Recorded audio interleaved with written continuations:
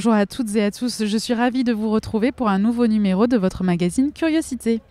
Cette semaine, nous prenons la direction du musée Unterlinden pour découvrir sa nouvelle exposition temporaire, la première entièrement consacrée au portraitiste et miniaturiste colmarien Jean-Jacques Karpf. Une exposition qui rassemble 80 œuvres de l'artiste, mises en regard avec les productions de ses contemporains. Né en 1770 à Colmar, Jean-Jacques Karpf, dit Casimir, a étudié le dessin à Paris dans le célèbre atelier de Jacques-Louis David, a réalisé un portrait de l'impératrice Joséphine, a fondé l'école de dessin de la ville et c'est grâce à lui que le retable d'Issenheim est aujourd'hui à Colmar. Pourtant, son œuvre et son nom sont parfois méconnus. L'exposition aujourd'hui présentée au musée Unterlinden avec le concours d'établissements prestigieux comme le Louvre et de collectionneurs privés permet ainsi de partir à la découverte de cet artiste et notamment de ses miniatures. De véritables petits chefs-d'œuvre, sublimes portraits réalisés à l'encre de Chine sur ivoire dont la finesse mérite que l'on s'y attarde.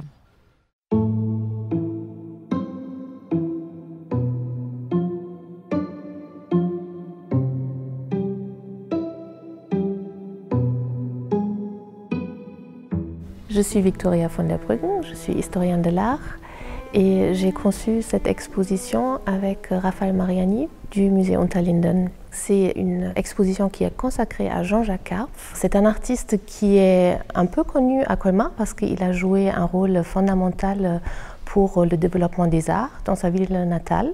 Mais dans cette exposition, nous avons eu l'objectif de présenter vraiment toutes les facettes de son œuvre et de son parcours artistique qui est assez passionnant.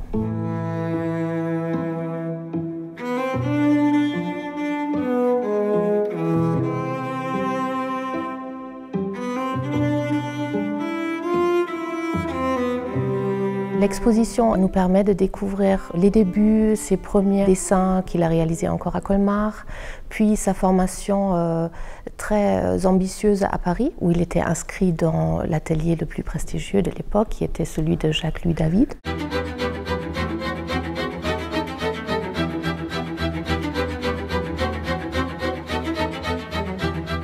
Il revient à Colmar au moment de la Révolution en 1793, où il va jouer un rôle vraiment fondamental pour le sauvetage du patrimoine religieux dans le Haut-Rhin, où il va également laisser une empreinte importante en tant que professeur de dessin, qui a mis en place à Colmar un enseignement de dessin basé sur les principes d'enseignement qu'il a connus lui-même chez David à Paris.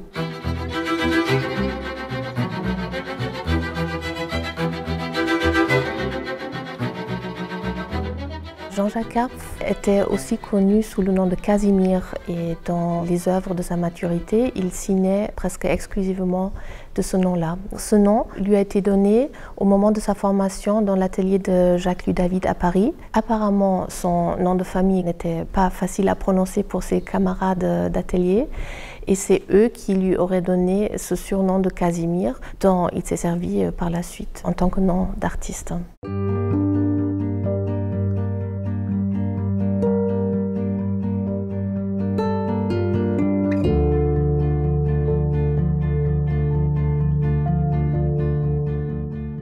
De la Révolution, le portrait se voit investi d'un rôle absolument fondamental dans la mesure où les citoyens de la République ont la possibilité de se faire portraiturer. Donc Karpf va commencer à réaliser un certain nombre de portraits de profil dessinés. À la même époque, on assiste à un vrai engouement pour la miniature qui permet de représenter le bien-aimé et le porter en quelque sorte sur soi parce que c'est un portrait qui est réalisé dans des tout petits formats, dans des minuscules dimensions. Et Karpf va réaliser ses premiers portraits donc à Colmar. Puis, au moment où il retourne à Paris, il va se concentrer exclusivement sur cette technique-là. Il va réaliser vraiment des chefs-d'œuvre en miniature. Et on peut dire que ce sont ces portraits en miniature qui forment certainement sa contribution la plus originale à la peinture de portrait au XIXe siècle.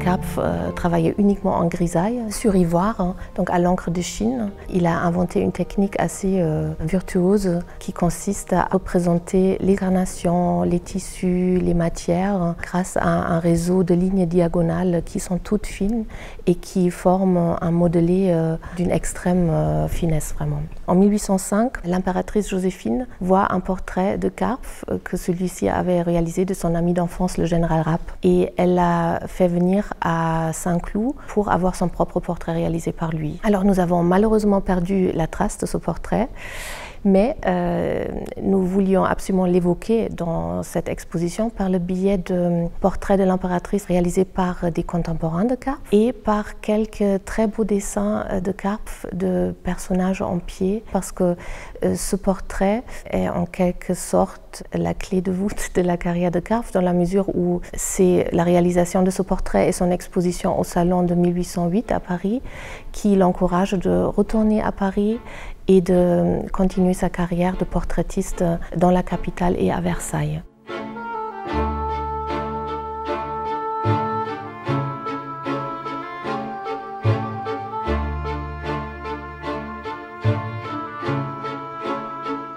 Il va partager les dernières décennies de sa vie avec la poétesse versaillaise Victoire Babois. Karpf, à cette époque-là, s'intéresse également à des thèmes littéraires, des thèmes mythologiques, notamment l'épopée d'Ossian. Nous présentons également dans cette exposition le travail de Karpf dans le domaine des arts décoratifs, puisque Karpf a collaboré avec un artiste de la région pour réaliser des tissus imprimés qui ont été réalisés à la manufacture Hartmann à Münster. Quand vous sortez de l'exposition, vous allez arriver sur le balcon de l'ancienne piscine et vous allez découvrir des œuvres d'artistes contemporains, pas contemporains de Karpf, mais des œuvres d'aujourd'hui, donc de créateurs actuels, qui travaillent en miniature et qui explorent ce format de toute petite dimension dans différents médiums.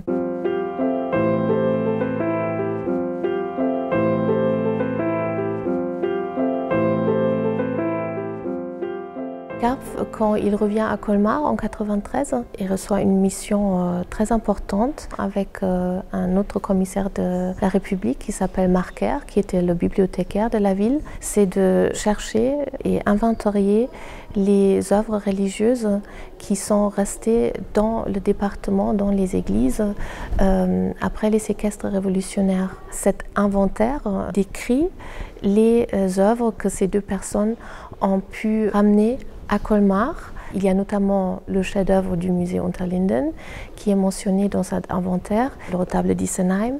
Ces œuvres étaient d'abord entreposées dans la bibliothèque de l'actuel lycée Bartholdi et Karpf est nommé le premier conservateur de ce musée, de ce premier musée national de Colmar.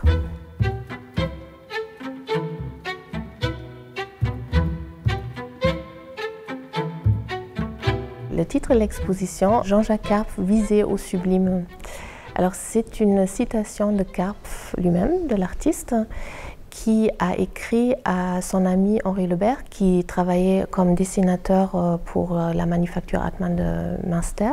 Il lui conseille dans une lettre de 1822 de toujours viser au sublime dans tout ce qu'il fait dans son œuvre. Et nous avons trouvé que ce titre résume en quelque sorte l'approche artistique de Karpf qui lie la recherche d'une forme absolument parfaite à une maîtrise virtuose de ses moyens d'expression.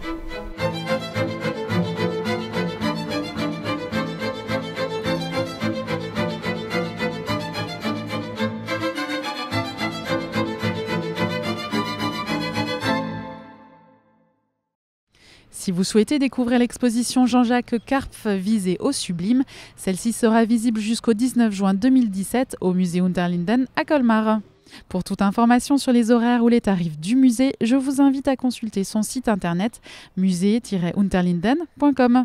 C'est ainsi que s'achève votre émission Curiosité, du moins pour aujourd'hui. Je vous donne rendez-vous la semaine prochaine pour découvrir l'exposition de Bernard Latuner à l'espace Malraux. En attendant, salut!